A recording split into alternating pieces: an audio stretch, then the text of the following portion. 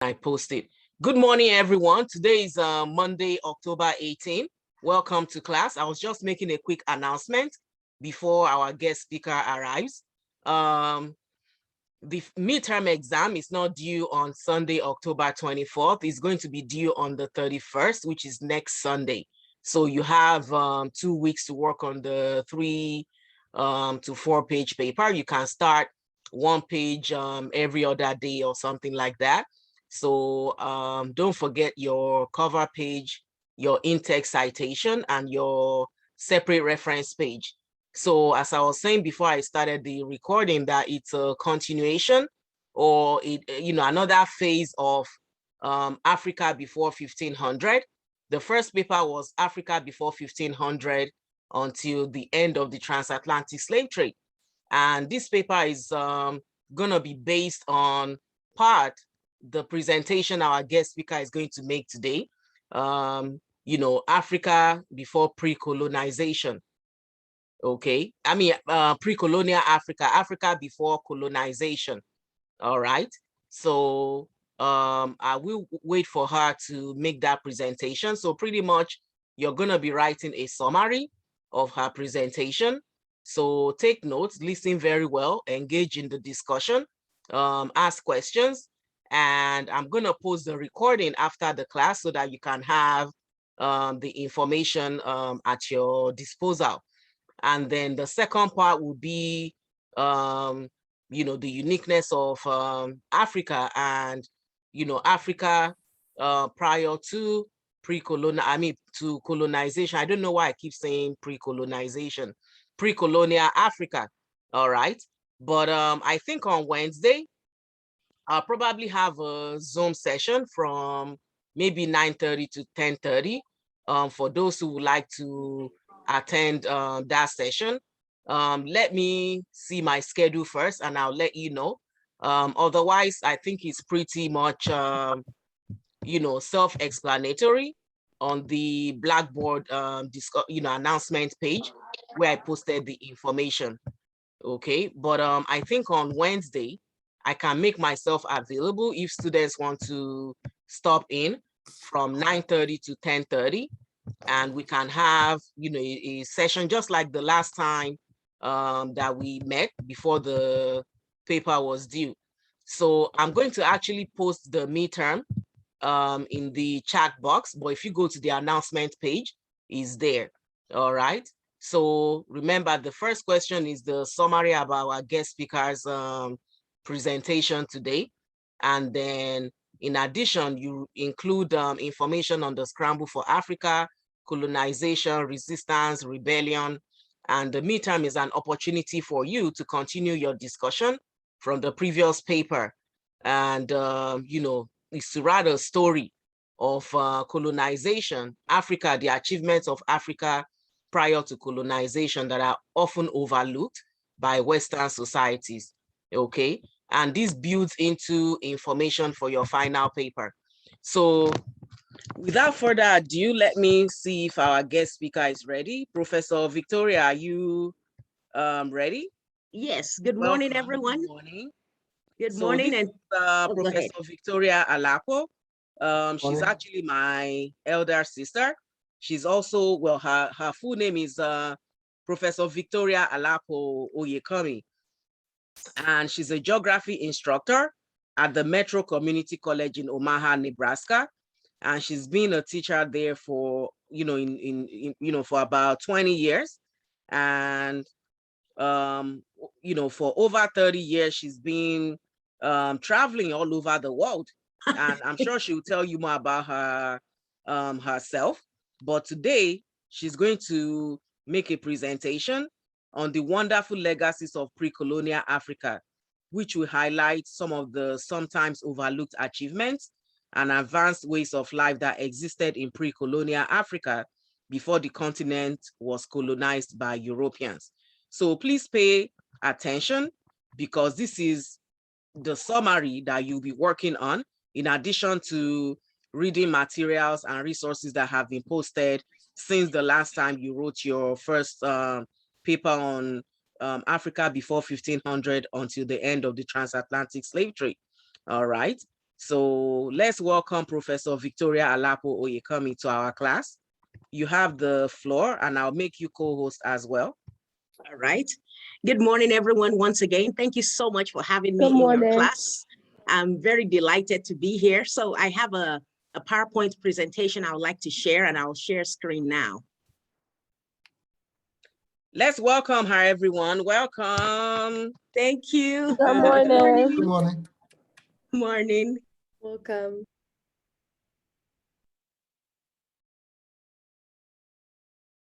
Can everyone see it now? Yes, I can see it. Oh, okay. All right. All right. So, excuse me. The title of today's presentation are the wonderful legacies of pre-colonial Africa.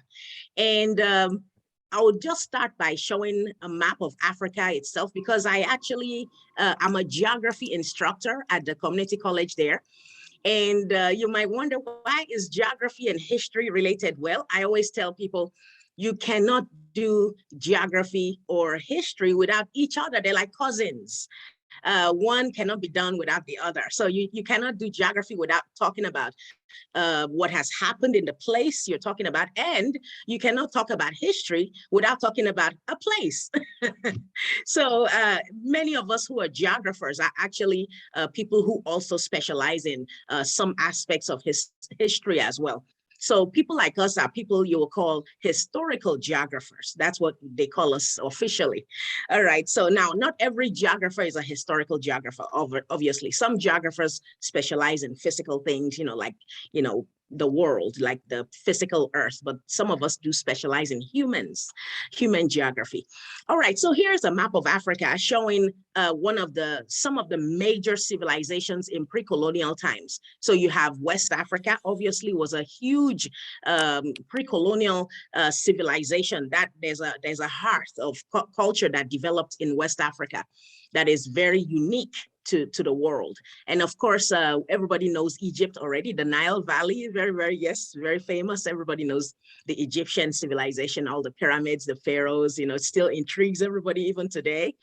And so I would use that as a jump off point to explain that a lot of the architecture that of course, I always like to say the seven wonders of the world, everybody talks about the ancient world. Well, come to find out, only the African one is still standing, the one from Egypt, the pyramids. And so I love to say that first when I start a class. And then, of course, mathematics and geography, you cannot build pyramids or any other geometric structure without a very good, excellent working knowledge of math and geometry, which in fact the Egyptians developed first. And then I'm actually not sorry to say the Greeks copied. And so a lot of the civilizations that were actually given credit, well, the Greeks were given credit for a lot of things. For instance, like geometry, calculating the circumference of the earth. Actually, that was done by Egyptians first. And so if anyone who has a very good knowledge of history obviously realizes that the Egyptian civilization predates the Greek one. And so a lot of what we call Western or Greek is actually Egyptian or African. Now, there's a book here I'm using as a reference, and this particular slide I will make available to the class after we're done. So Professor Alapo will be free to upload this for your class. I don't mind. All right, so there I put book references. So in case somebody wants to check some of these for research in the future, if you want to check this, you will find one of the good right here, Stolen Legacy. That's a very good book you can use as a reference. And of course, some of the other firsts I've mentioned, I've already talked about the calculation of the circumference of the Earth, how big the Earth is at the equator. That's very important. And again, that was first done by Egyptians and then borrowed by the Greeks. The concept of even treaties, signing agreements with other countries also started in Egypt. And as a geographer, we're always interested in cities. Well, the first city to reach 20,000 people was in Memphis, Egypt. And so here are other books. I listed a few books here. Some of you, if you're doing a paper or research, you'll find very useful. All right, so now common foods that we actually don't think of coming from Africa. We don't even, in our minds, when we eat or drink some of these foods on a daily basis, we don't think of Africa. Maybe we think of Asia, for instance. Rice, the type of rice we eat, or well, let me say, the original kind of rice that the US first started to eat about, say, maybe 200 years ago or more, actually came from West Africa, from Senegal. The slaves who had been brought, obviously forced forced migration, who had been brought to America, to the Americas, taught the plantation owners how to grow rice.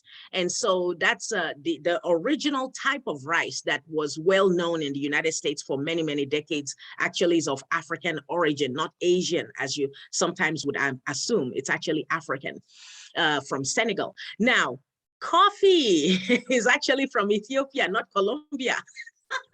I know a lot of us associate coffee with South America, but actually coffee was introduced into South America from other places and then became plantation crops there in South America, but originally came from Ethiopia and then spread around the world to the Middle East, to Yemen. So Yemen, Saudi Arabia, those places were the first places because they were right next to Africa. Those were the places that it spread to first. So if you look at a map of Africa, you'll see here, here is Ethiopia is being covered up a little bit by some of these arrows, but then you'll notice the very close proximity of Ethiopia to South Arabia. Now, this place we call South Arabia back in the old days, I'm talking thousands of years ago, it's today now called Yemen. So this part is now called Yemen. It used to be called South Arabia. So this entire Arabian Peninsula is the first place coffee went to.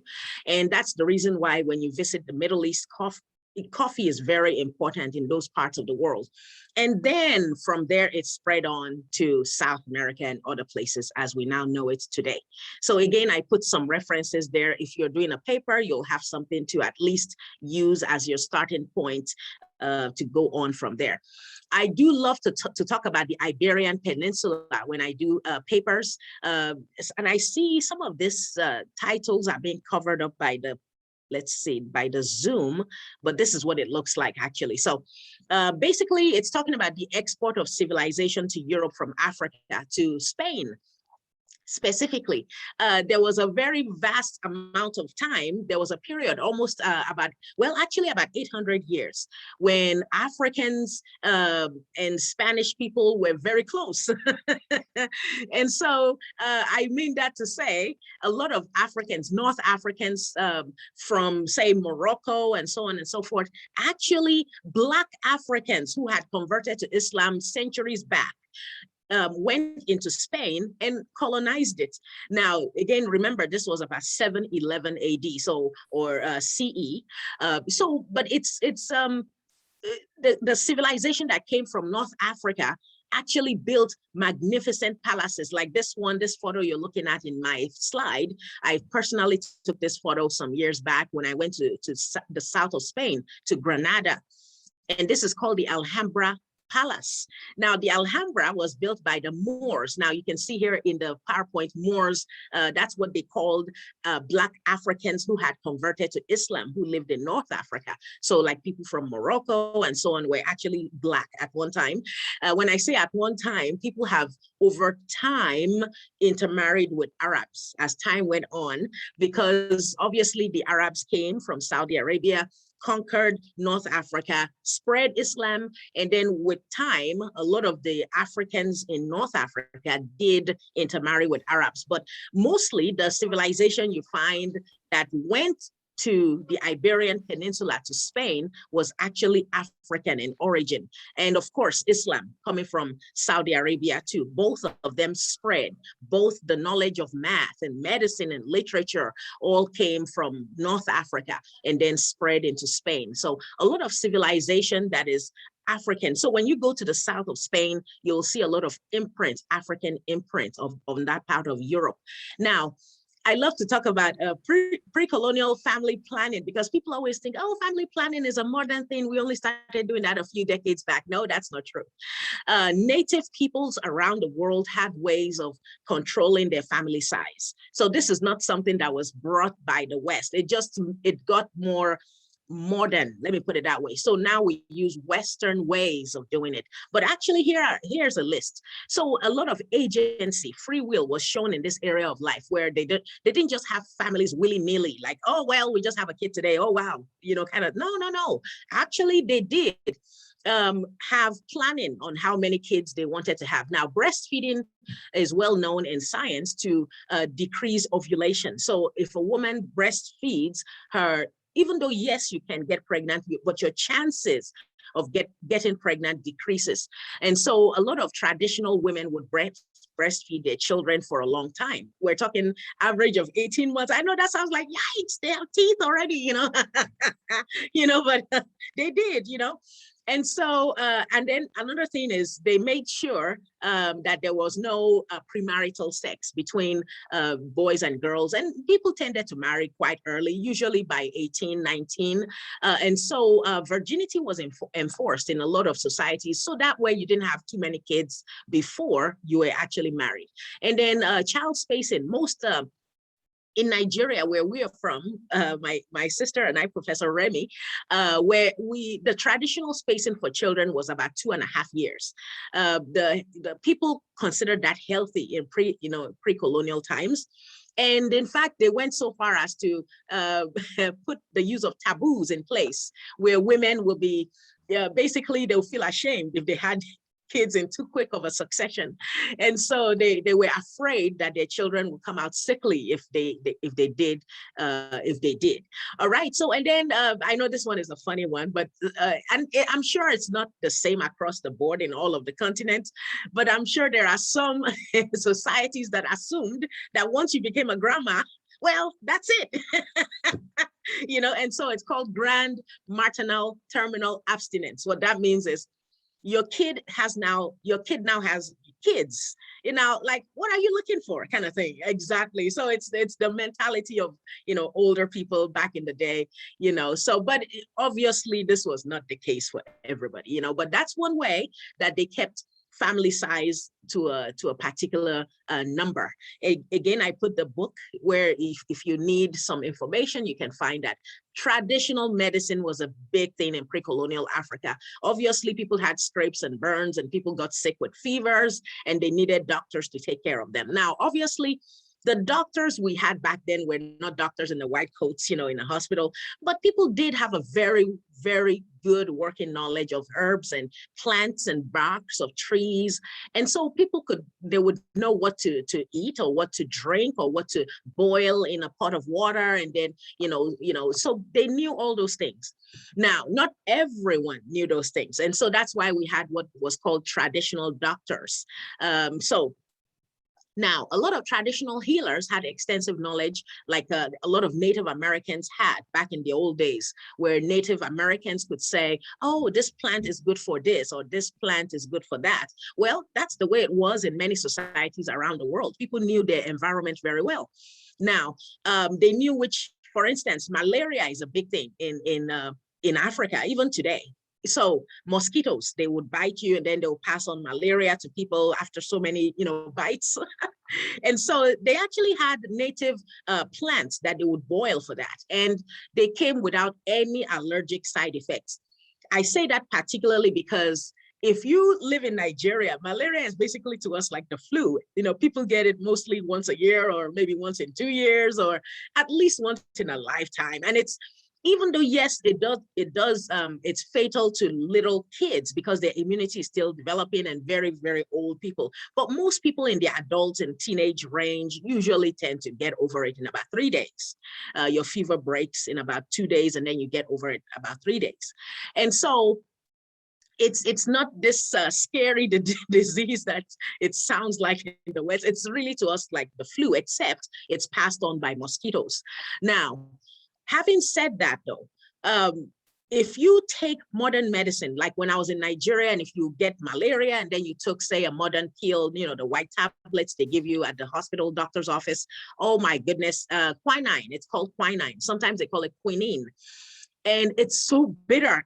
Well, it is bitter anyway. Even the bark that the traditional people make for you is bitter because it's from a particular tree, and that tree bark is very bitter. And so that's why the tablet is bitter as well. The only problem is that I'm not exactly sure what they do to them in the pharmaceutical companies, because when you take a malaria pill made by, say, the Western medicine, you can develop allergies. I'm talking about itching all over for like 3 days straight. I mean, like it itches. You have, I mean, it just doesn't stop. But you don't have that when you drink the traditional bark made by grandma or somebody. Yeah, it's bitter and it's a bitter pill going down, but usually what it does, it makes you pee a lot. You basically pee out the bacteria. I mean, sorry, not the bacteria, the pathogens. And then in about 3 days, that's what it takes. It flushes out your system, and then you're fine, and you have no side effects. So I list here in the PowerPoint, even people in Mali, they were so advanced that I read somewhere that the doctors could even do cataract surgery. I know, I've heard that. I've read that somewhere, and it was a professor's book. In fact, I think it may have been this book I listed here. They came before Columbus, the African presence in ancient America. So, this professor here was explaining that Mali was so advanced that they actually sent ships to the Americas in pre-colonial times. Now, Mali today is landlocked, but that was because of the Berlin Conference. They redrew the boundaries of many kingdoms and landlocked a lot of people. However, before the Berlin Conference of 1884, many African societies had access to the ocean, and the Mali Empire was one of those. In fact, if I did a quick here, I'll do this. Normally I don't, but here, I will today. I will do a quick Google search of Mali Empire and then show you what the boundaries would have looked like back in the old days. So there it is. Here's a good map. This is excellent. Here it is. So this is what the Mali Empire would have looked like back in pre-colonial times. It actually went all the way to the ocean. They had access to the Atlantic. Now today, I want you to look. Here are the superimposed boundaries made by Europeans at the Berlin Conference. It does not reach the ocean anymore. So again, what I'm saying is, yes, there is actually a very good possibility that Mali had access to make, I mean, well, they did have access to the ocean, but there's a very good possibility that the historical situation that the professor talks about did happen. So were you able to see the map I just showed? No? Oh, I'm sorry. I apologize. No. I'm sorry. Here, let me do this. It's still up. Okay, there it is. I'm sorry. I forgot to stop share the previous slide. There it is. This is the Mali Empire. I just realized I was sharing one thing and then I looked up something else without stopping the share of the previous. All right, so there it is. There's the Mali Empire going all the way to the Atlantic. And here the gray is the today's boundary, the modern boundaries of Mali, which no longer has access to the ocean, those boundaries drawn at the Berlin Conference. But the previous boundary, the one from pre-colonial Africa, goes to the Atlantic. And so a lot of people studying old Mali have come to the conclusion that Mali must have had access, well, they did, but then that they had enough money. Mansa Musa, everybody knows Mansa Musa, the richest man on earth, you know. And so Mansa Musa's time, this professor talks about how he actually commissioned ships to look at the Americas. And in fact, after he arrived, that's, I mean, not him, not the king, but after his ships arrived, that the Native Americans in the Americas made statues. Now, again, that's still under study by many professors. And this is what I mean right here, these Olmec heads, the heads made by the Olmec peoples. So here, I will share this one. Just a minute. So I'll do this. So if I head statues, okay, there it is. So these big Olmec head statues actually have, if you study them very well, they actually look African. That's what a lot of historians say. So according to Professor Van Setima, who wrote the book, They Came Before Columbus, his assertion is that Africans actually did reach Middle America. We're talking about Central America way back in ancient times before slavery, and that these huge Olmec heads were made to commemorate their visit. But anyway, that's one of those things I thought I'll put out there, you know, if you want to research it more. So it hasn't actually been debunked. So there are a lot of scholars looking into the possibility that Mali actually did commission ships in pre-colonial times before Europeans came to Africa. So that's one of those interesting things we've been, everybody's been talking about. It's like, okay, wow, this is cool if this was actually the case. All right, so going back to traditional medicine very quickly, right here, a lot of this knowledge, unfortunately, was lost after colonization because a lot of us went to Western medicines. Now, very quickly, some of the traditional practices we usually look down at, we look on as, oh, this is low technology, you know, kind of like this woman, you know, using hand implements on farms, you know, the type of traditional farming you see in the wet tropics. Well, welcome to find out these methods actually have been certified by many agriculturists as the best for those particular kind of soils. In fact, way back almost 100 years ago, a visitor from England who had visited Nigeria specifically said that, wow, you know, when he looked at their methods of agriculture and compared it to some of the tractor methods, that, well, actually, he said it cannot be bettered. What they're doing is actually good already. Whatever they did is the best thing for soil erosion and to keep fertility of the soils. And so he said, it may be that Africans have made a contribution towards the solution of the great soil erosion problems of other regions. And that's found in this particular book. So it shows how advanced traditional farmers were, even in pre-colonial Africa, when they were still using hand tools. They knew that was the best tool for the kind of soils that they had. You know, when people have lived in a place for thousands of years, they go through what is called trial and error, and they finally come up with what works. And so a lot of traditional societies actually have had thousands of years of trial and error in their environments. And that's why they know those environments very well. And so that even when tractors were later introduced into those environments, they just ended up tearing up the soil, you see? And so, so there's also, I know a lot of people say, well, but today there are more people, and so we have to feed more people. That is a very good fact. That is very correct. But again, you have to realize that back in the old days, when we didn't have the populations we have today in the world, like 7 billion people, we could actually use successfully a lot of these traditional methods. And now here I would show you some of the methods that were used to keep the soils intact in pre-colonial Africa. One of them was called shifting cultivation, where they rotate land. They don't use the same land over and over and over. They use one piece of ground, let it rest or fallow for like 5 to 10 years, and then go to another piece of land. And then by the time they return back to the original land, it's been 5 to 10 years. They don't use the same one, run it out to the ground until it becomes like a dust bowl like we had here in the United States in the 1930s. And so you didn't have that happen in traditional societies where land became so misused. So again, you could only do that when population was smaller in pre-colonial times and the land was plentiful. And then sometimes to clear an area, they will burn, and then the ashes become fertility or fertilizer for the soil. And sometimes what they'll do is they'll mix the crops, where they will mix something like corn, maize, they'll mix that with beans. Well, they had a lot of knowledge, pre-colonial knowledge, and realized that anytime they mixed crops, the crops did better because beans provides nitrogen to the soil. Now, some of you know this already, that beans is actually one of those crops that if you plant that one year, you're not going to need nitrogen. In fact, even today in the United States, some farmers do that.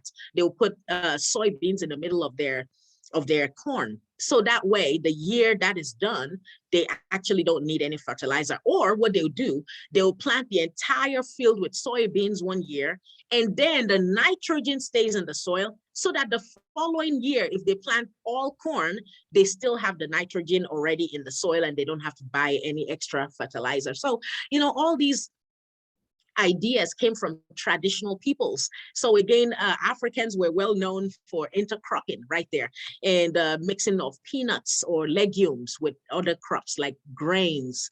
And then they had, yes, as population built up, as the population started to increase, they had to go to more permanent farming. They couldn't do the shifting cultivation where you went to one place and came back. So then what they'll do, they would then use leftovers from their foods to fertilize the soils, things that are still organic, that would not cause any chemical pollution to your foods or to the environment. And so what they'll do, basically like composting, they'll use stuff from the dwellings that were leftovers, like, the skins of fruits and all that stuff, to fertilize the soils.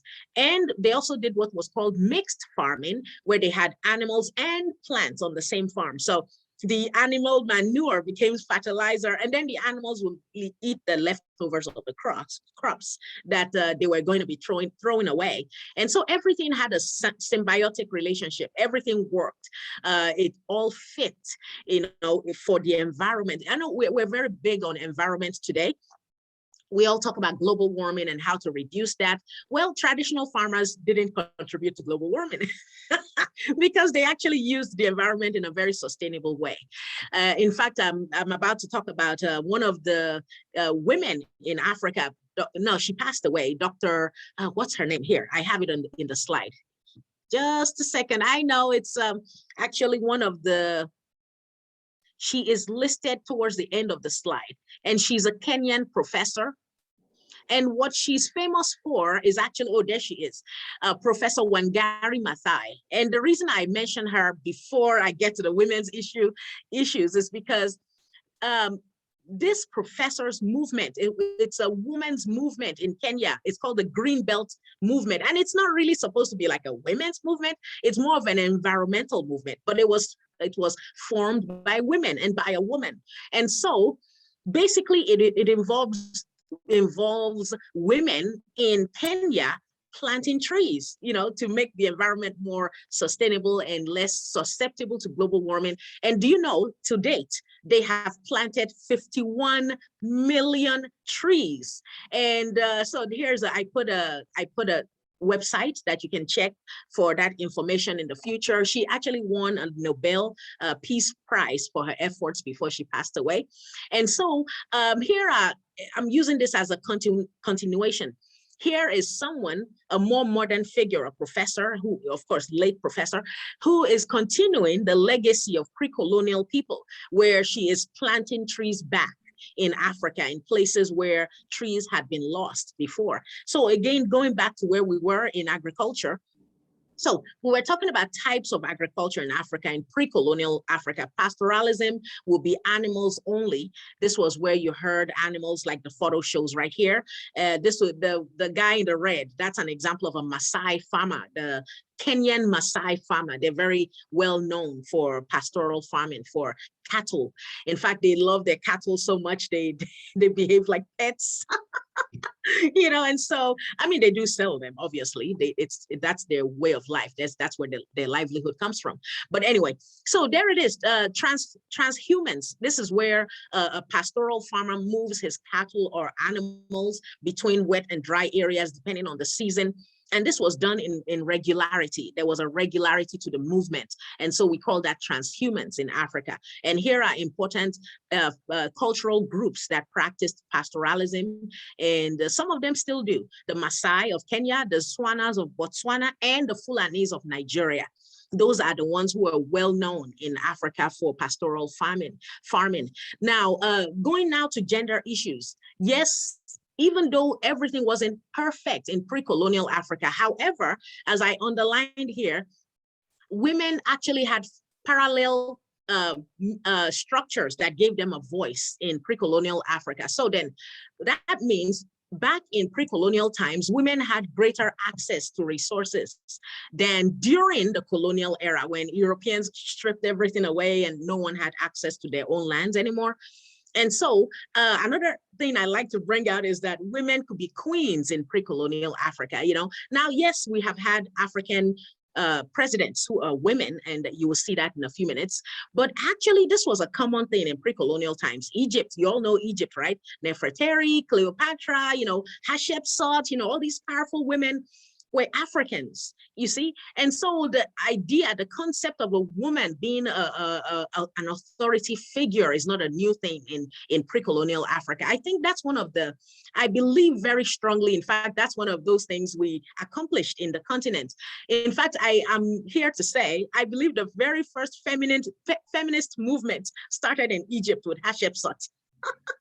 I love her because let me show you what her figure looks like. If you go online and then you did a Google search of Queen Hatshepsut, there it is. Her statues actually have a beard. Now, not these ones. These are the ones made to look like a woman. However, if you look at some of these other statues, this is also her. Yeah, see? This is Hatshepsut with a beard. Now you might think, wow, did she grow a beard? No, she did not. She didn't grow a beard. Now, when I went to Egypt in 2010, I went to the Hatshepsut's temple. And the temple where she's buried, actually in the Valley of the Kings. Oh, by the way, she's the only queen buried in the Valley of the Kings. Well, because she was a king. And that's why I'm showing you this. She had a beard every day she went to the palace, because before her, prior to that, the kings have been men. And so her husband passed away, her son passed away. And then she went like, you know what, I can do this. I can probably do this better than these guys. And so every morning she would put on a beard, like those, glasses, she would put it on, and she would dress like a guy.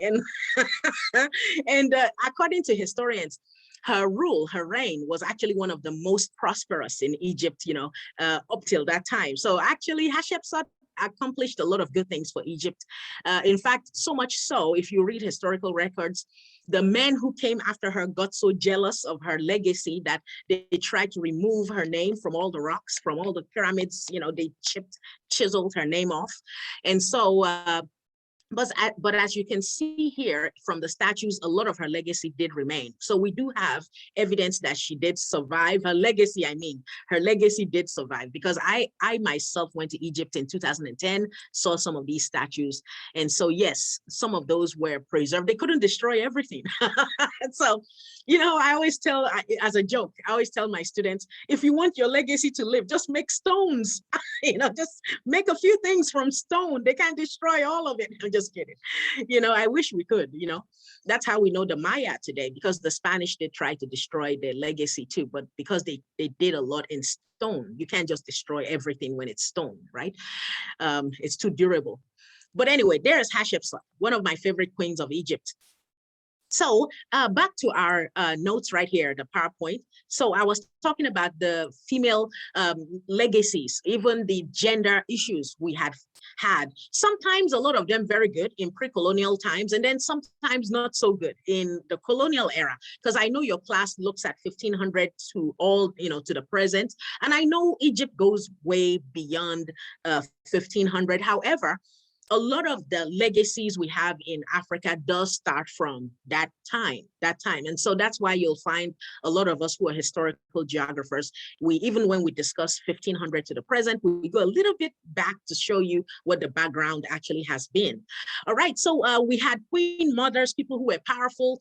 And so here are other empires in Africa: Nubia, Ethiopia, Aksum, and then you have Mali, Ghana. Africa was chock full of early empires, kingdoms. And so sometimes you'll have, like in Yoruba land, where I'm from in Nigeria, even though the kings were the one in authority, but then you'll have one woman that the king appoints as a female minister. And she was called the Iyalode. I think it's in the previous slide. There it is, Iyalode, right there.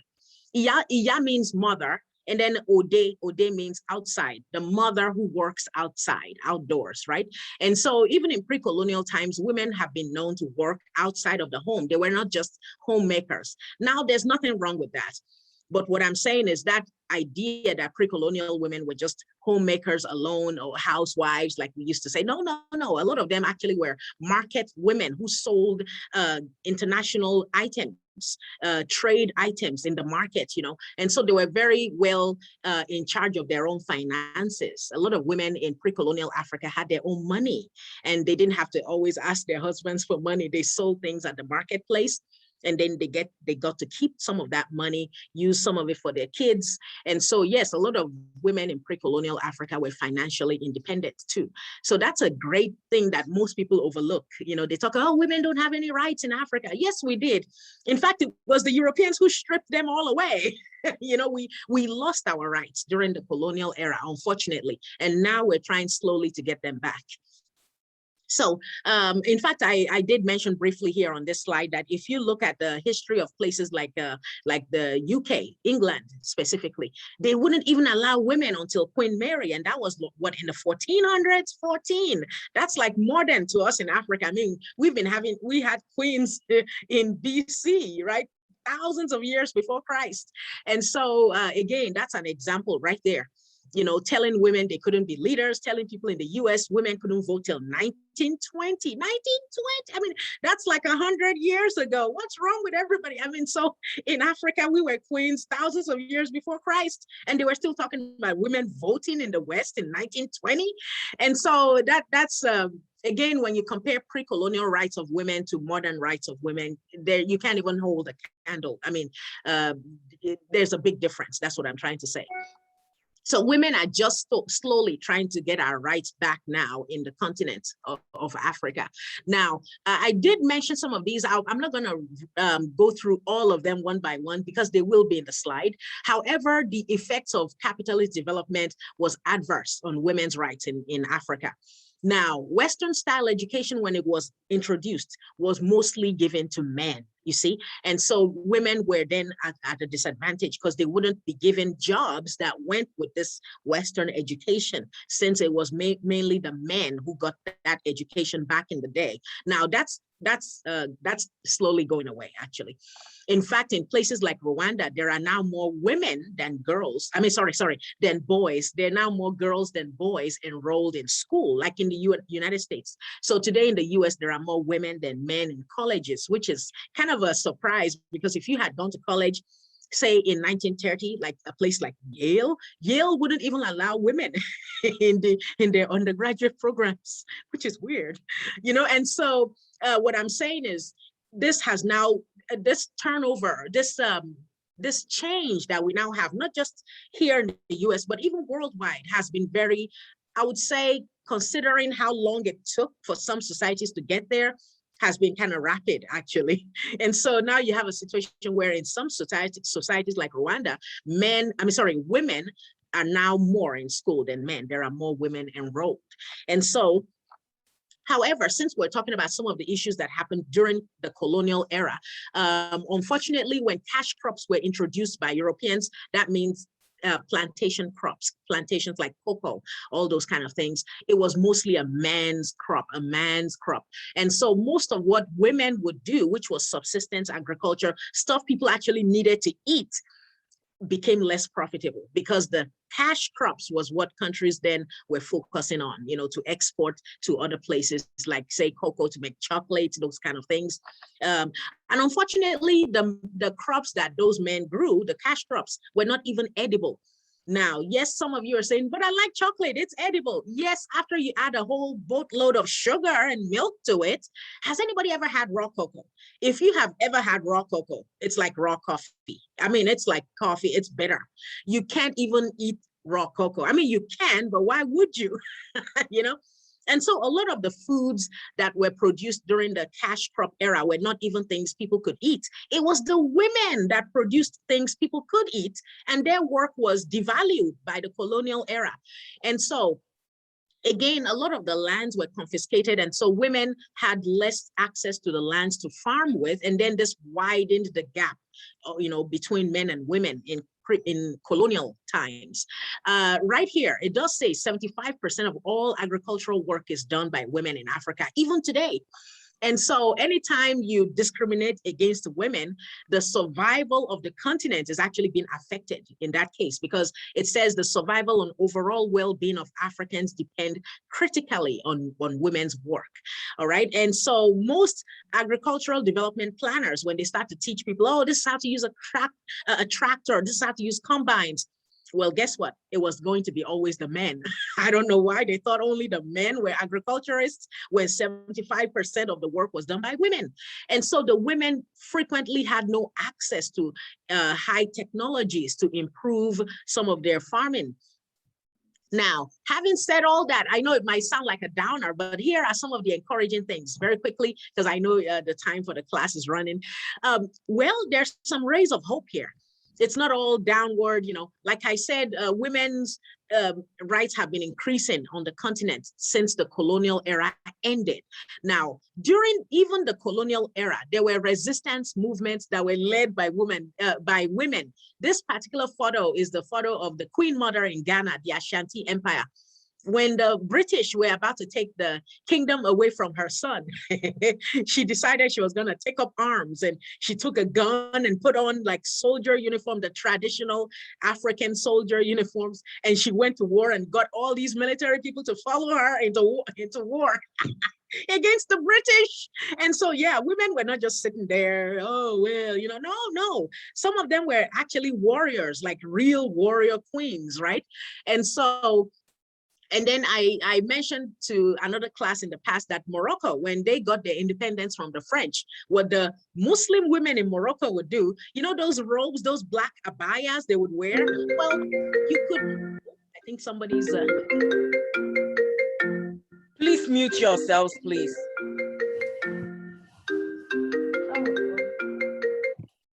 Okay, thank you. Sorry about that. All right, that's all right. That's all right. That does happen in classes occasionally. All right, so again, sometimes what you'll find is those black abayas, those robes women would wear, they would hide AK-47's guns under them.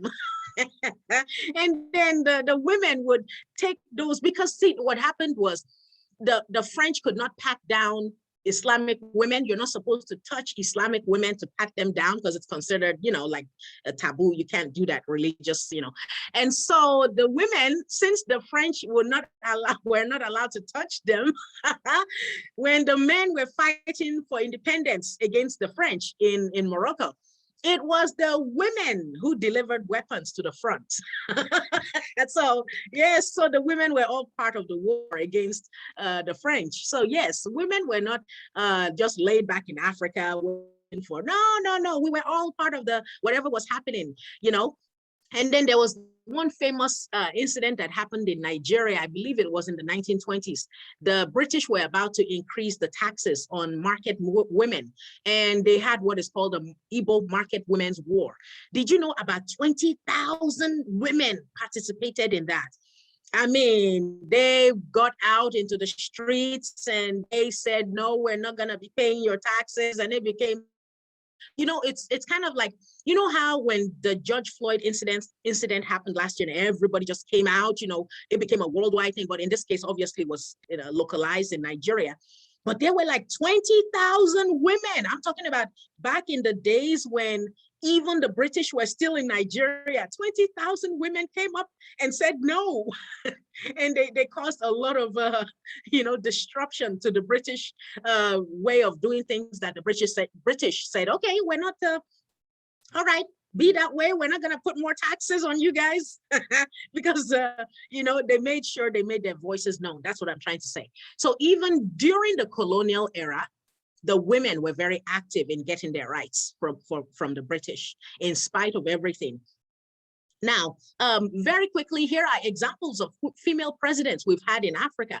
Now, I always love to show these women because this is something even the United States, after almost 250 years of democracy, has not achieved. And I know that's a shameful, shameful thing. Almost happened 5 years ago, but we still aren't there now. And so, but in Africa, at least in modern times, now, obviously we had queens in pre-colonial times, Egypt, Ethiopia, we had queens. But then in modern times, after colonization has ended, we've had female presidents, and a lot of them have been very, very good. For instance, President Sirleaf from Liberia, she actually won a Nobel Peace Prize for stopping the civil war in Liberia. She served 2 terms. Now in Liberia, each term is 6 years. So she served 12 years. They loved her. If she could go 3, she would have won, but of course there were term limits. So, but they loved her in Liberia, like I said. So very effective leader, very, very effective leader. I found that a lot of women tend to be effective leaders. And so it could just be one of those, you know how people say for minority groups, I've heard a lot of African Americans say this at work. They'll say, I feel like I'm working twice as hard, to get the same amount of recognition or even half. And so women feel we have to work twice as hard to get the same amount of recognition men get. So usually women have to be effective, unfortunately. I mean, it's not unfortunate to be effective, but it's almost like we have to work twice as hard to do the same amount, to get the same amount of recognition. And so these women have worked very hard to get to where they are and to get to where they were. And so I'm really proud of their legacy. I've already talked about Dr. Matai in Kenya, the Green Belt movement. I've talked about the fact that women are becoming more educated. In fact, in Rwanda, more than men, In fact, there it is. Rwanda is another country where in their politics, there are more women legislators, like what's it called, senators, representatives. There are more women now in politics. I know it's a surprise, but there are actually more women in politics in Rwanda than men, which is a good thing, because in many parts of the continent after colonization happened, women's rights went down. And so it's a good thing to see women getting their voice back all over the continent. And so a lot of centers for women's studies have been established. And of course, a lot of African countries have ratified the UN Convention of Elimination of Discrimination Against Women. And so here is the end. And I apologize that it took quite a bit to get through some of these slides. But thank you all for your patience. And if you have any questions, I'll be willing to take them. Thank you all. Thank you so much, Professor Yemi. Let's give her a round of applause. Thank you very much. Thank you so much. Thank you. Thank and you actually, very that's much. my Nigerian name, Yemi, Y-E-M-I, Yemi. Yeah, so I didn't want you to get confused because mine is Remi, R-E-M-I. Thank you. Well, I was very enjoying. Thank you. Thank you very much. Well, looks like you both have the same last name, Alapo and Alapo. I was about to ask if you are sisters, because yeah, we are. Yes. Oh, okay. Yeah. Yes, we're sister. She's my elder sister. The name gets confusing because her name is Yemi, Y-E-M-I, and mine is Remi, R-E-M-I. and that's why I use Victoria quite a bit at work. Yes. So let's unmute our mics and also put our videos on. And she's available for comments, questions that you may have. I don't have a question, but I think I still feel like when Professor Yemi talked about Queen Mothers in Africa, it was very inspiring to hear. And I'm from Ghana, and I realized that like Queen Mothers still do exist in the part where I come from, and my grandmother happens to be one, and it's just like very, very fulfilling to see that women still have power. And in terms of agriculture as well, my mom is a grain trader, and she I know like many women just feed so many mouths in Africa. Like even when women do not go to the farms, like most women go to the farm, but if you go to the marketplace, there's a lot of women who just do the grain deal in grains, and it's I feel like it's a way of feeding the communities and taking care of everyone. Thank you. That's an excellent comment. I'm very glad to see there's an African here on the Zoom who can corroborate some of these. Thank you so much. Any other questions, comments? Rodney. Okay, Professor. I will say though, when you were discussing about warrior queens, you put me in mind of, I think it was Queen Amani, who fought the Romans to a standstill, and she beat them so bad that some people were the only ones who never had to give tribute to the Roman Empire. Yes, in fact, I'm going to share screen with you all again, like I did before, and go online. And her name was Amanirenas. You're correct. Good job. There she is, Thank you, the queen, Professor. Thank you. Queen of Kush, Amanirenas. Now, Amanirenas was awesome and very scary. Amanirenas was actually she lived during the Roman times, as Rodney correctly said. So she was the king. She was the queen of the kingdom of Kush, from 40 to 10 BC. So she was queen for 30 years, and well, she was famous because of her role leading Kushite armies against the Romans in a war that lasted 5 years. And after that war ended, she won. She actually won that war, and I'm happy to say, as a result of her winning that war, the Roman Empire actually signed an agreement, a treaty with her, to leave Kush alone and never bother them again. And that treaty lasted 300 years. Yes, so Kush was left alone because of Amanirenas. And the way she's shown in Egyptian art. Now, because even though Egypt and Kush were different empires, but because they're cousins, they intermarried, Kushites and Egyptians, this is what they look like. This is what she looks like right here. So usually they will show her with a sword. And basically, she's looks like she's taking somebody's head off. And so that's what she looks like in Egyptian paintings. When you go to ancient Egyptian or ancient Kushite paintings, this is what Amanirenas looks like. And her title was Kandake. Kandake is title for queen in Kush. And so that's what they will call queen. They'll say Kandake Amanirenas. Yeah, she was a powerful woman. And, and you know, the interesting thing, as you can see here in the painting, she was a Black woman and she had a patch over one eye. I'm not sure if she lost that in a previous battle, but she was a one-eyed Black woman, and she still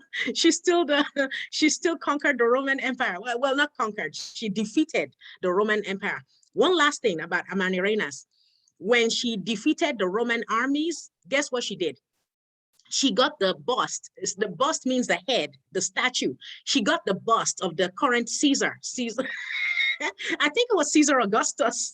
And she put it under the door, the threshold of her temple, so that every time people went to worship in the temple, they stepped over his head. And archaeologists just recently discovered that a few decades ago. They found it they actually dug it up from the door, from the threshold of the temple, and it had been there for thousands of years. So basically, yeah, she made people step over Caesar's head every time they went to pray. So yes, she was one of those. Yeah, she was a bad, yes. I love her. Bad in a good way. Katie, do you have any questions or comments? Katie, Elizabeth, Holly. Yeah, I love everything. I love how women had such an important role, and just kind of learning about that. And I was wondering if you had a specific book or text that really highlights just women that you could suggest, because I would love to go in that direction with my paper. There's so much to talk about, and that's very so interesting to me. Yes, there's actually one. It's called here. I think I have it down here somewhere. If you guys don't mind, hold on, I'll stop the video. So I'm also going to post her email address in the chat, and you can email her, you know, all right. Okay, found yes. it. So okay. It's called, it's here. I'll do the speaker view so you can see it easier. So it's called Black Women. Actually, it's a library book I borrowed. It's called Black Women in Antiquity. And you might be able to get it on interlibrary loan. Black Women in Antiquity.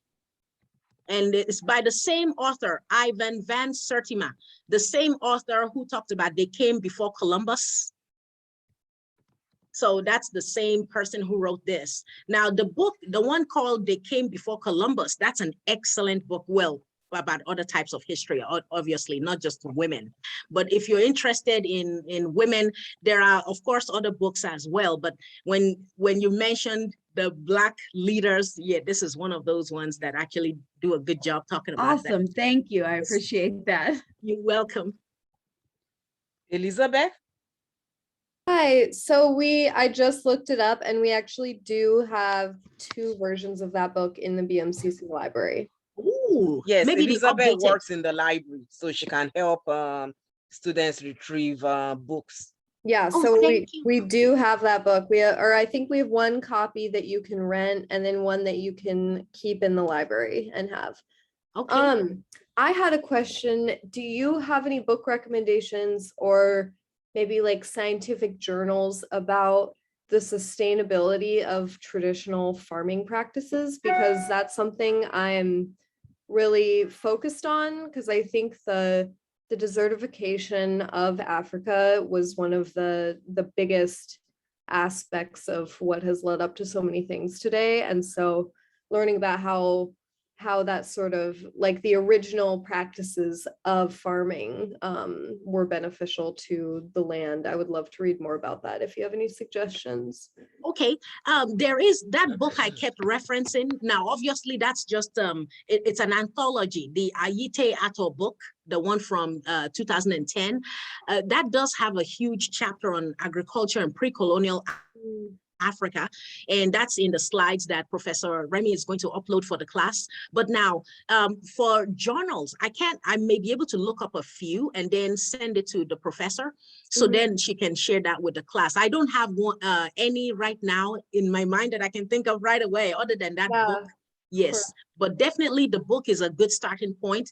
And then what I'll suggest is when you look at the Ayite Ato book that has that chapter on agriculture, look at the reference page, because each chapter of the book has a reference list. And then that reference list would be a huge beneficial, that would be a jumping point for other research, because he gives suggested readings after each chapter for each of those. So I think that might be helpful to you as well.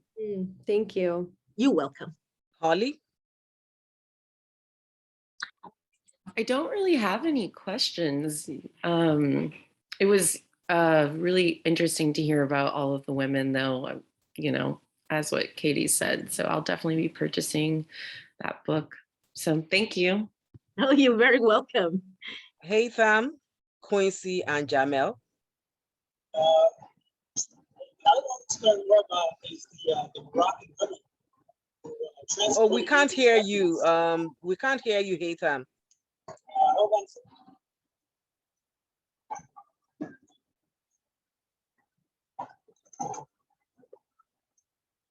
You hear me now? Yes. Yeah, I want to learn more about the Moroccan women transporting the weapons. Maybe you can type your comments into the chat.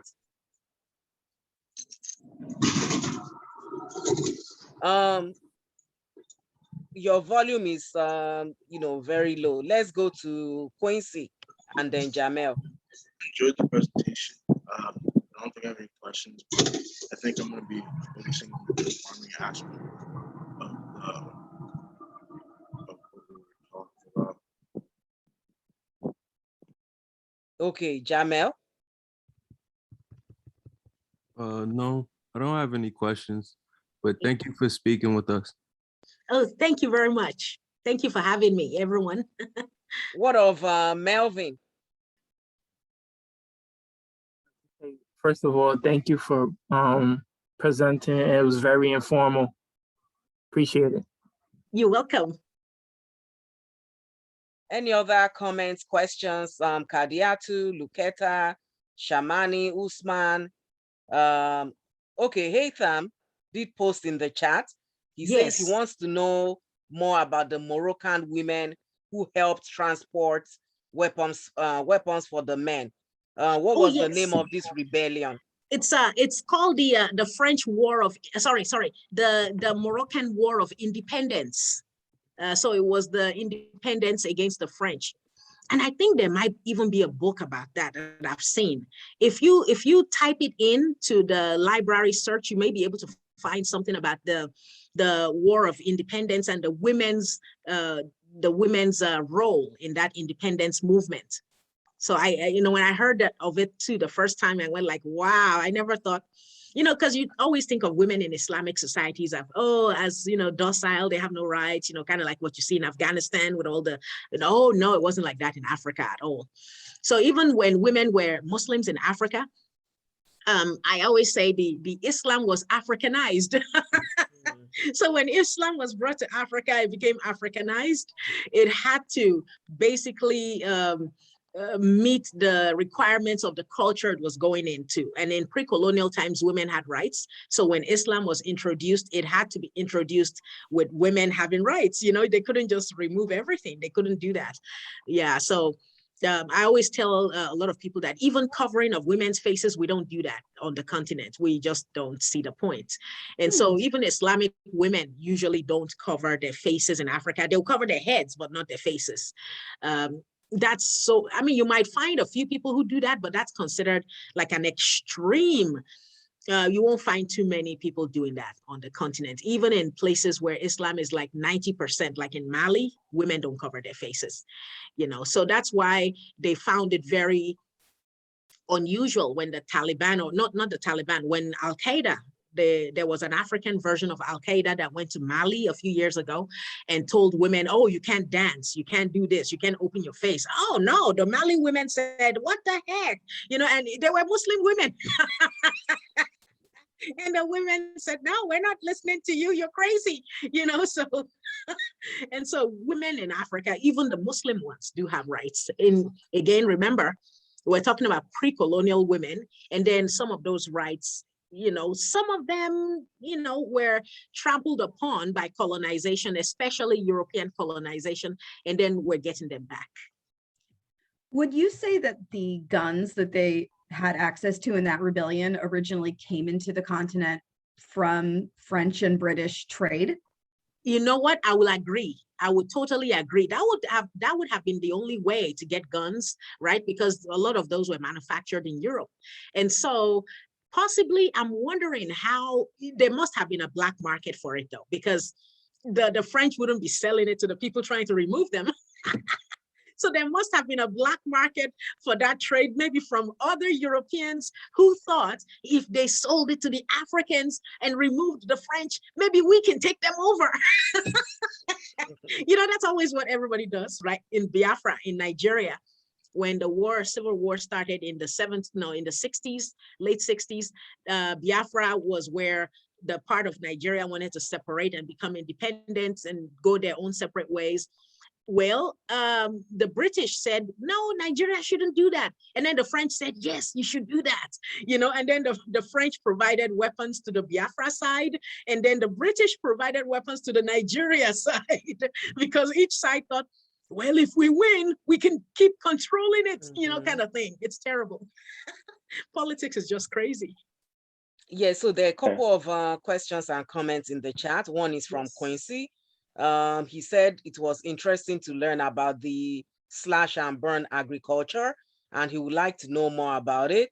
And Atham mentioned that Boko Haram may be the black version of Al-Qaeda that went to Mali.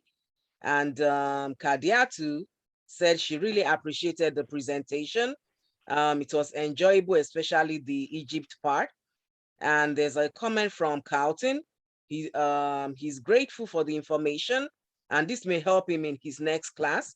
He has a question about women and their rights.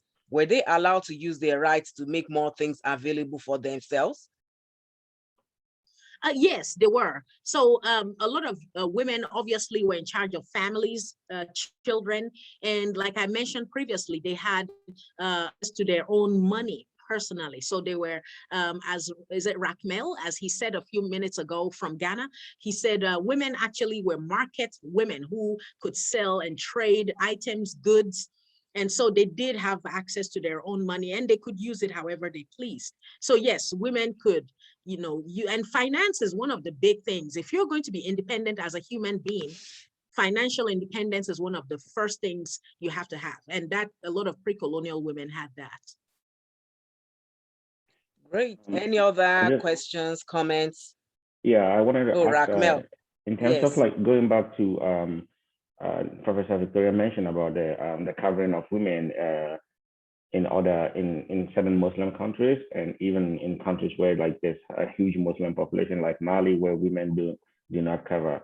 I want to ask, is this sort of like a cultural thing or a religious thing? Because like you find out like Muslims in North Africa like are covered. Muslims in West Africa and other parts of the world like do wear the abaya, but like it's not like covering the whole body. So is this sort of a Muslim thing or a religious thing? Because I've had that question posed to me as a Muslim on several occasions. Because I know like in Ghana, like Muslims do not like fully cover. They wear jeans and they go to work and they, like all that. I agree. So in many parts of the continent itself, because of the African culture that believes that women have a right to show their faces, women actually don't cover their faces on the continent. However, in North Africa, where a lot of Arab culture, which is foreign to Africa, have mixed with a lot of the culture in the North, you might find more women covering in North Africa, where I had mentioned that some of the Africans have intermarried with Arabs. And so really covering is more Arab, it's not African. Yes, I truly believe it's a cultural thing. It's not even a religious thing, because I see Usman mentioned something in the chat. So yeah, it's more of a cultural thing. So because Africans don't see the point of covering. And so when you see people covering, it's because they've adopted Arab culture. And Quincy also posted a question or comment. He's also from Ghana and he'll be going there in December. And he wanted to know if there are any historical places that you recommend for him to visit. Yes, when I went to Ghana with some students in 2013, we visited the Elmina Castle. Now, that's pre-colonial. It has to do with slavery. That was the slave castle. And there was also the gold, I think it's called the Gold or Slave Coast. There are like 2 or 3 castles in Ghana, and they're very big. And I would suggest that you visit any of those 3 or all of them if you can actually handle the. I do say this in advance though, just to give you a heads up. They're very emotionally gut-wrenching places to visit, but they're worth it. They're going to be worth visiting. There's a place, it's called the Door of No Return. I would very much expect that if you go to one of those castles, to go through that door so you can feel that experience, even though you're coming back yourself, but just knowing that somebody went through that door and couldn't come back like you, it just brings that experience to life. There's just no way to explain that. Now, Ghana, another place you may want to go to in Ghana, if you like modern things, is the Akosombo Dam. It's actually the biggest dam in Africa. So you may want to visit that, the hydroelectric dam. It's really awesome. It's the largest man-made lake, the Volta Lake in Africa. So yeah, so those, now they're building a new one in Ethiopia, but it's not done yet. They're still fighting over that. But at least the one in Ghana has been finished for decades. So there's so many things you can do in Ghana, and I didn't want to take up all of the class time with that. But oh, it's okay. Yes, so if you Google, this is what I usually do when I travel. I always Google top 10 things to see in Ghana. So I always do that everywhere I go, because I've been to every continent. And so I always say top 10 things to do in Ireland, like top 10 things to do in Australia, And so it will bring a list. Google will give you a list, and then you can choose if you actually want to see those things.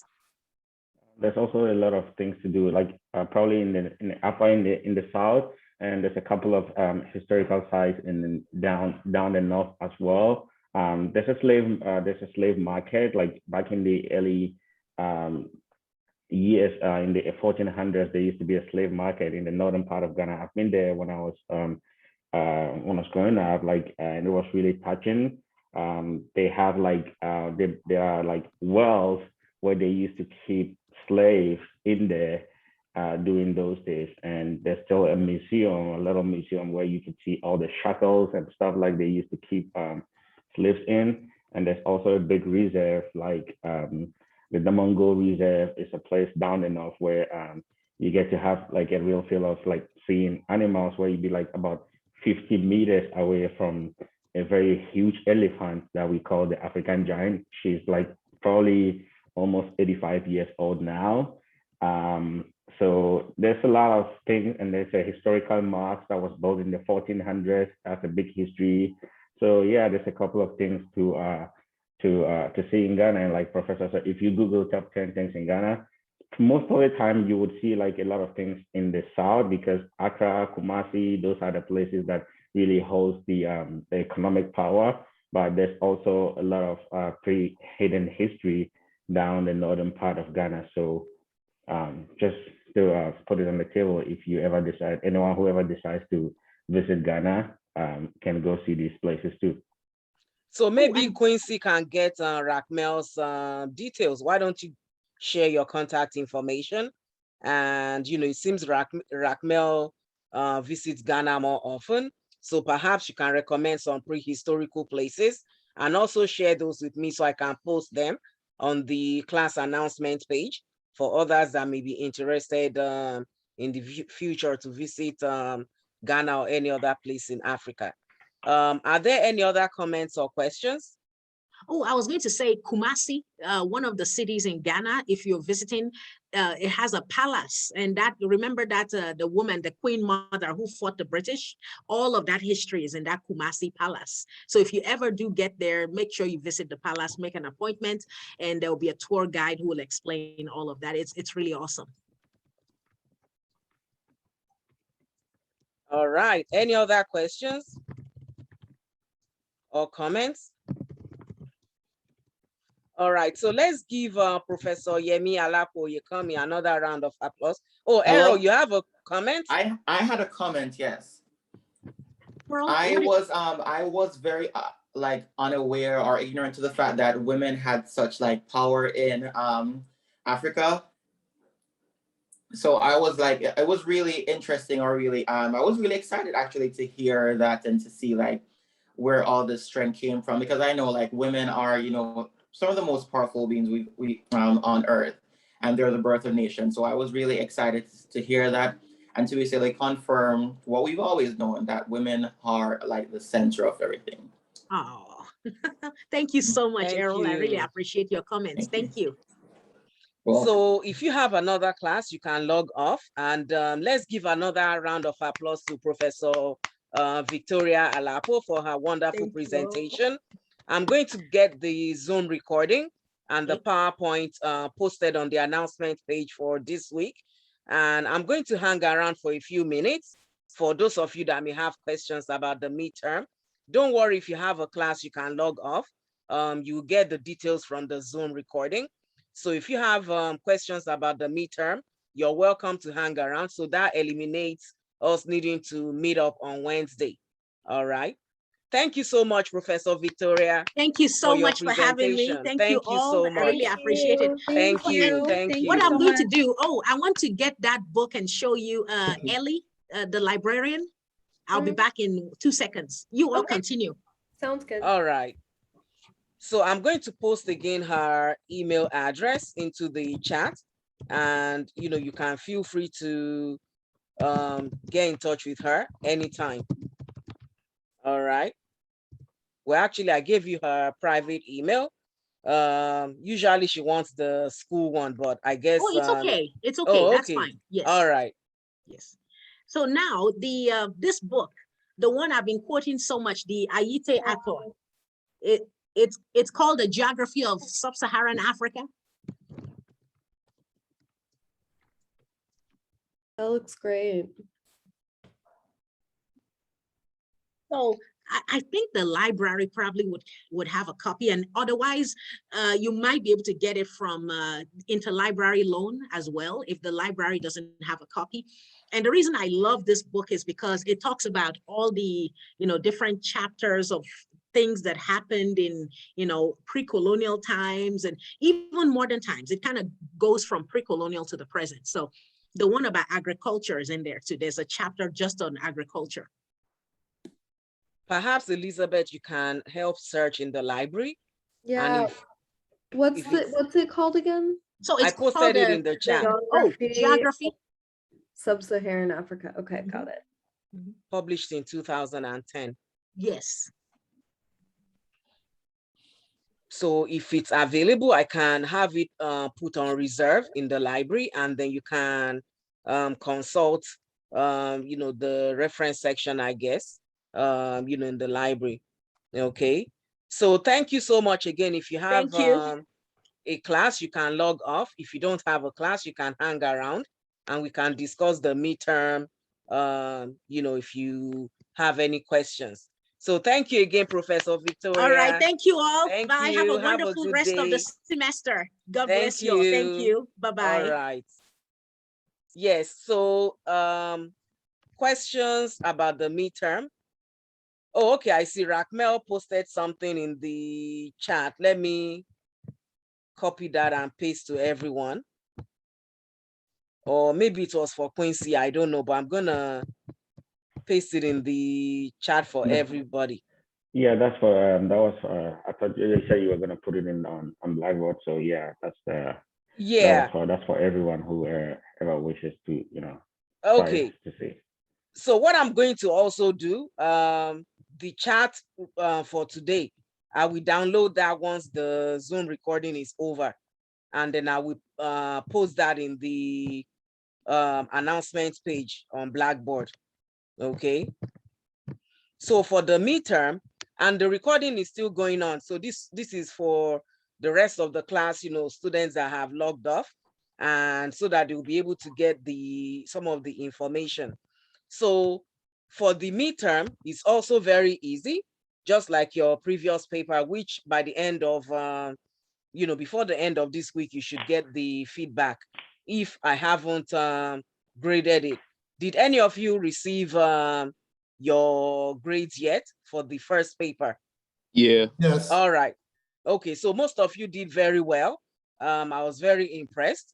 Those that got points deducted were because they didn't have a separate reference page or in-text citation, or they lifted a lot of materials from other sources and didn't paraphrase or didn't put in quotation and didn't provide the reference. Or most of you actually responded very well to the first two questions, but did not discuss in detail the third question, which was the long and short-term effect of the transatlantic slave trade.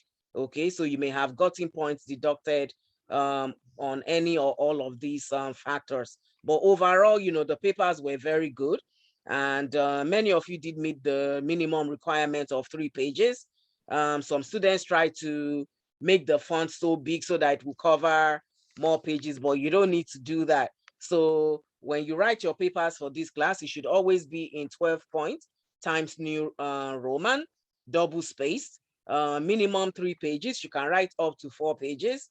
And even if you want to write up to 5 pages, that's fine. But don't increase the font so that you have a lot of words. I mean, so that the information will be expanded and fill other pages. Okay, because once I reformat it and I see how many pages, I will dock you for not meeting the minimum page requirements. So it's going to be the same format for this midterm, 3 to 4 pages. And if you want to write up to 5, that's up to you. And I've extended the due date because I know since I traveled to Oyotunji, we've not had the time to, meet up in class to debrief or discuss, any of the other work. So you've just been reading the materials posted on the discussion page and responding to those questions, including responding to 2 of your colleagues. So your midterm is going to be due next Sunday, not this Sunday, October 31st by 11:30 p.m. And it's 3 to 4 pages. And of course, like I said, you can write up to 5 pages. Make sure you include both in-text citation and a separate reference page, and follow it as format. follow it. Format is as follows. You're gonna have a cover page, an intro section. What's the general introduction that the reader needs to know about what you're gonna be writing about. Don't just go directly to the question.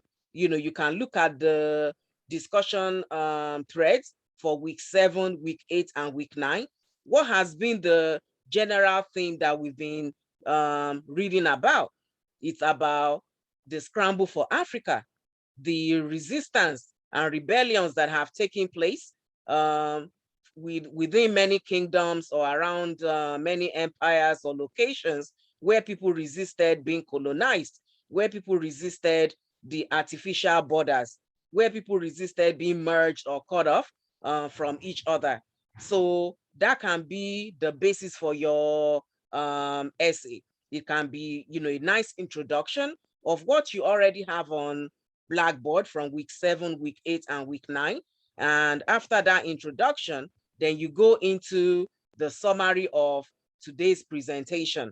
Of course, the presentation goes beyond just discussing about women, because I know most of you picked up on the women's rights aspect more than the pre-colonial legacies and other information. There was a lot of information about health, about agriculture, about medicine. So you can use some of those as examples. You can also research conduct your own research and write, a summary of that. So by the time you write an introduction, maybe half a page, you have a 2-page of summary based on today's presentation, then you should have a general conclusion. But the way that I, phrase the question for you so that it's going to be easy if you want to write 1 page each that flows into each other. So the first one is in week 9, which is today's, this week, the presentation of today, you can write, let's say 1.5 pages on the overall presentation. And the second thing you can look at is to, include a general summary on the scramble for Africa, colonization of Africa and resistance and rebellions. Okay, so from the presentation of today, why would you think that Africans would resist being colonized? Why would Africans resist, or were there rebellions to having a new way of life imposed on them, having different types of activities imposed on them? So you can mention some of these. Of course, we're not going to cover before your midterm is due a lot of the colonization information, but you can read ahead of time. Even next week's class topic is going to be colonization and missionary ventures. You can read ahead of time and include some of that information in there if you wish.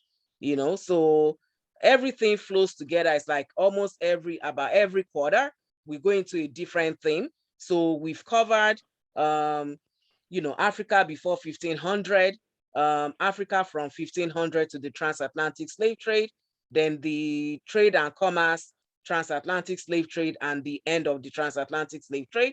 And now we're looking for, we're going to be discussing, pre-colonial Africa and after the transatlantic slave trade, okay? And then looking at colonization. What may have been some of the reasons why Europe wanted to colonize Africa? What was the purpose of the Berlin Conference? And after the Berlin Conference and artificial borders were drawn up in many places, all over the continent, how did Africans fare? Did they accept it? Did they just, include it, accept it as part of their day-to-day lives? Were there any rebellions, any resistance to colonial rule? What were the impact of colonization on African societies in terms of maintaining their religion, their tradition, their culture, their way of life? Okay, how did that interfere? The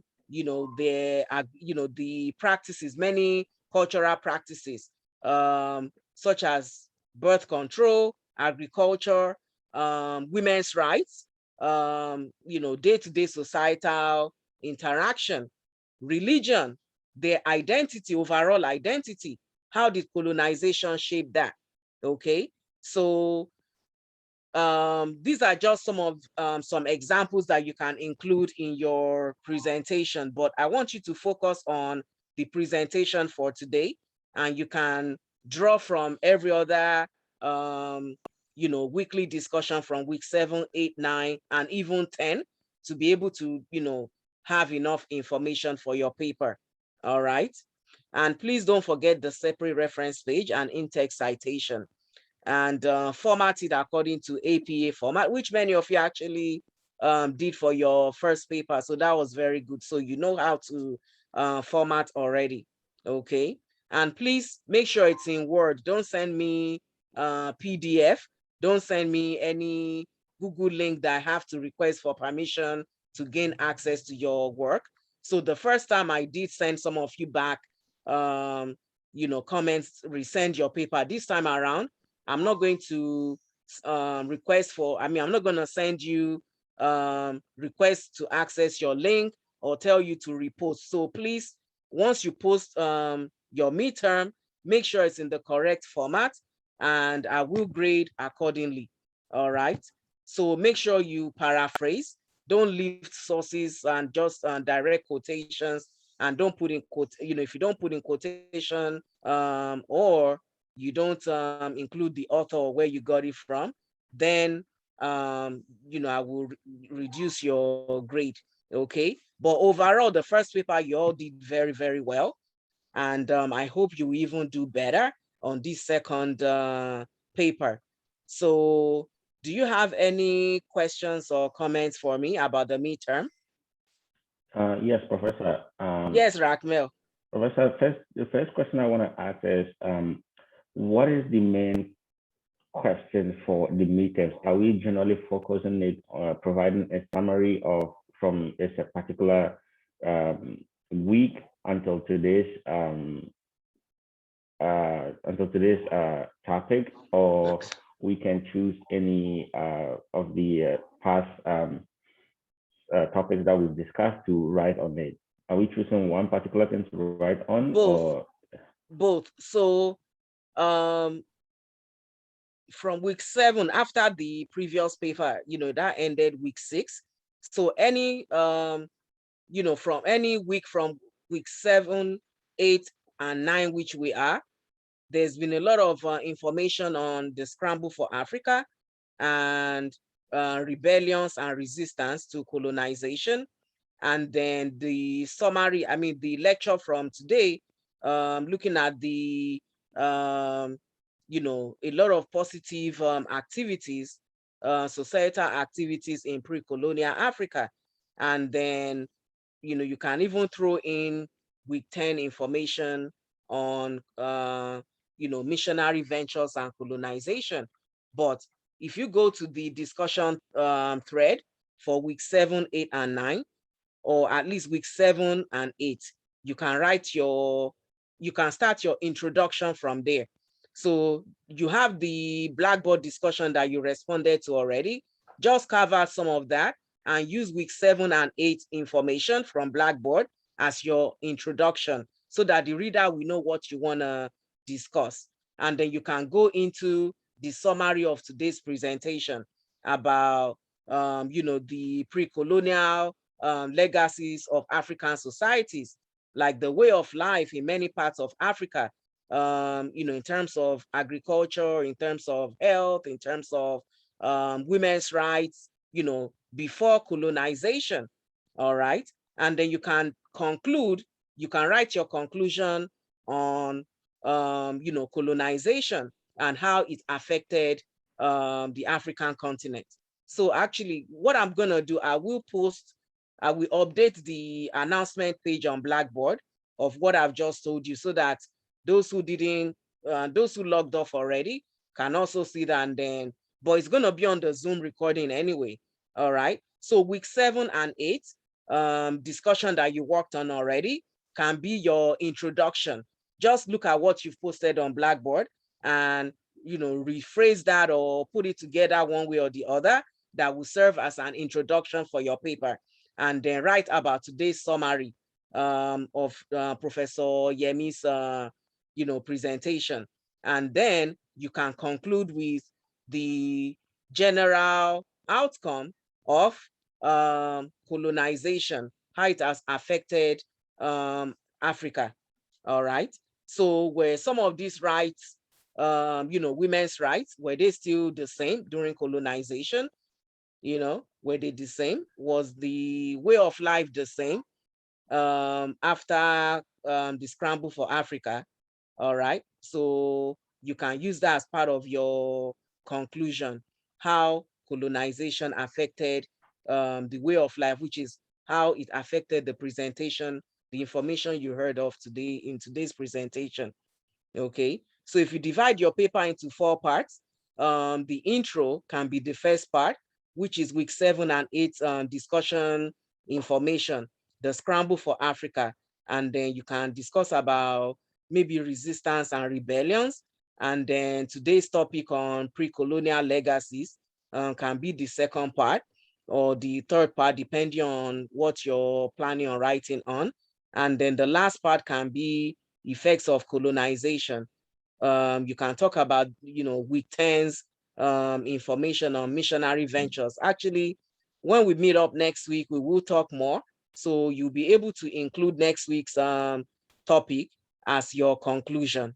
Okay. So even this week, you can start your paper. Once you put your intro together, or the part 1 and 2, week 7, week 8, and then week 9 will be today's topic, and then next week, week 10. So you have your midterm right there, very easy. I made it very easy for students this semester, so that I want you to walk away from this class knowing not just textbook related stuff, okay? So if you have to make a presentation in the future, you will have this at the back of your mind. You just have your papers, your presentations. Even at the end of the semester, if you combine all your paper into one document, you can have different sections. And then when you look at it, you would have written a 10-page paper on, Africa from 1500 to present. Okay. So, and this will help you also with your presentation at the end of the semester. All right. Professor, just one more thing. The last thing I wanted to ask is, in terms of the first paper, if could I say resubmit my paper for new grading if the grading, like if I'm not like okay with the grade that I got, could there be a resubmission? It depends on the grade. If you got a 0, then if you have a valid excuse, I can work with you to see what went wrong. But if it's from general reformatting, or you didn't put a reference page or include in-text citation or something like that, I generally would not let you resubmit, because it's time for me also. I mean, it's a lot of time for me to sit and be grading paper, so, but I will offer some extra credit, or we'll see what we can discuss in private what exactly it is. If you got at least 20 points out of the 25, there's no need to resubmit. So I think 5 points is not gonna kill you. You just work harder and make sure your next paper you get the full 25 points. Okay, and you come to class on a regular basis. You participate both on the Zoom discussion, and also make sure you post your responses to the discussion question every week, and also respond to 2 students. So once you're able to do that, then I think your grades should be okay. All right. And we will see after the midterm. Let's see what students' grades are, and after the midterm, we can have a general discussion with the entire class and see what we need to revise in terms of assignments due for the rest of the semester. But for now, I think everyone is in a pretty good shape. Only those that, if you received a 0 and I said I couldn't open the paper that you sent to me, you should repost it as soon as possible. Otherwise, maybe after class today or after this week, I'm not gonna receive any previously due work. And definitely after the midterm, I'm not going to accept any work again up to the midterm, even if you have a doctor's note. So the note should have been given to me ahead of time so that I can work with you on when to turn in your work. All right.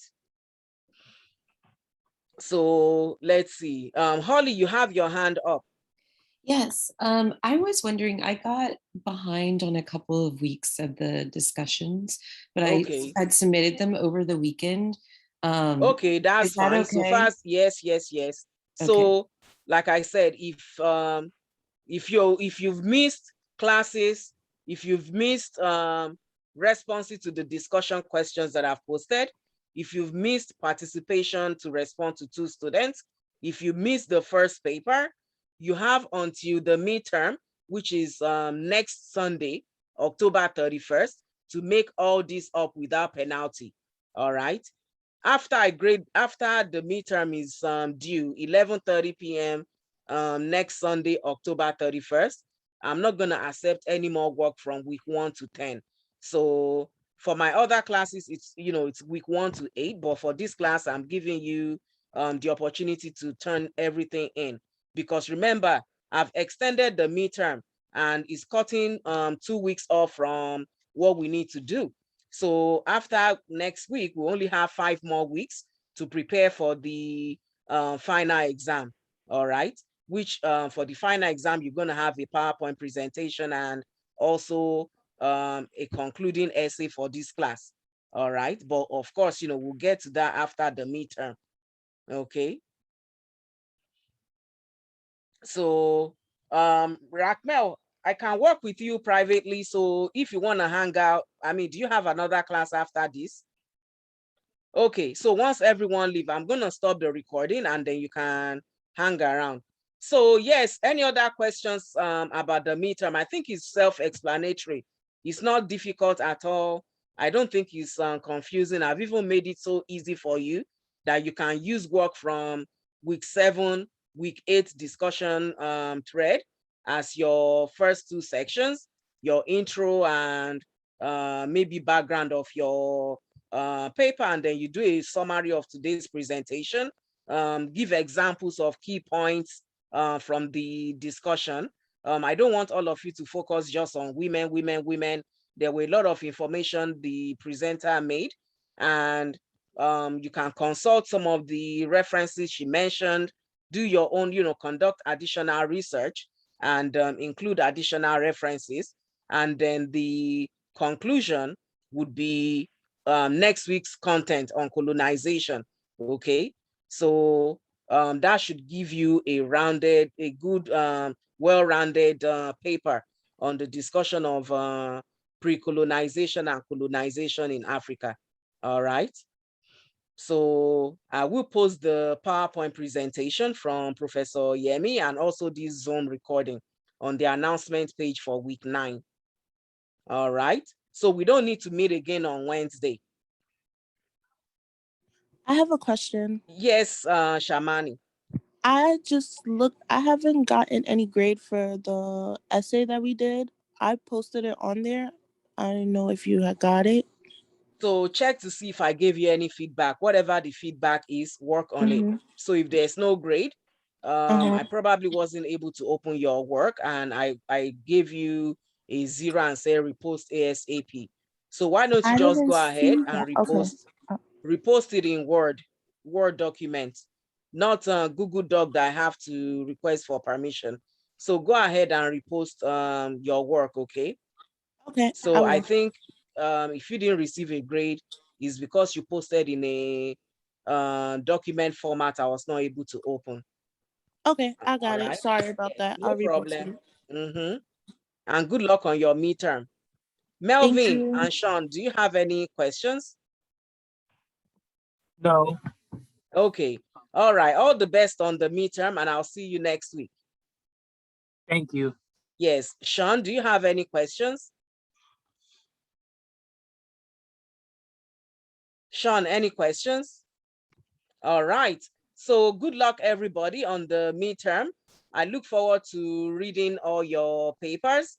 So remember, it's a 3 to 4 page summary, and we will, include the conclusion from next week's class, or you can use next week's class information on colonization in general as the conclusion. So you can format your paper in 12-point Times New Roman, APA format, 5-point indentation at the margin, double spaced, include in-text citation, include quotation marks for work that you've taken out of other sources, and include a separate reference page. So you can start with an introduction for week 7's work on the scramble for Africa. And then the second part of your background of the paper would be, week 8 work on resistance and rebellions.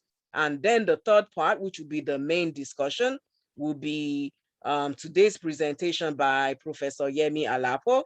And I'm going to post the Zoom recording as well as the PowerPoint presentation on the announcement page on Blackboard. And then you can finish your paper with week 10 content, which is on colonization in Africa. Okay, so thank you, and I will talk to you all soon, which is next Monday. Remember, we're not going to be meeting on Wednesday. So good luck, and see you soon.